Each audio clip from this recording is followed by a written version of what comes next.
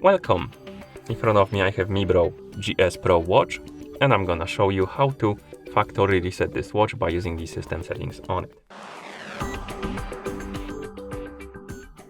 Before we start, if you want to factory reset your watch, make sure that the battery level on your watch is at least above 20 or 30%, because if the battery dies during the resetting process, it might damage your watch. Now let's continue with the reset.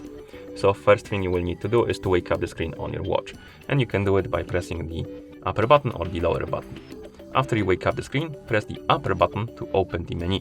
Now scroll through the menu, find the settings icon, and once you find it, tap on it.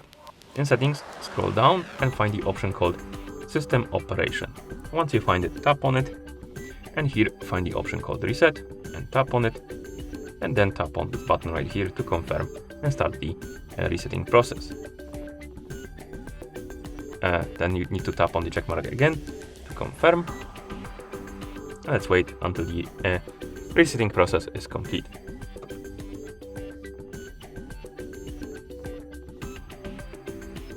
And once you see this hello screen, it means that the factory reset is complete. Thank you for watching. If you found this video helpful, please consider subscribing to our channel and leaving a like on the video.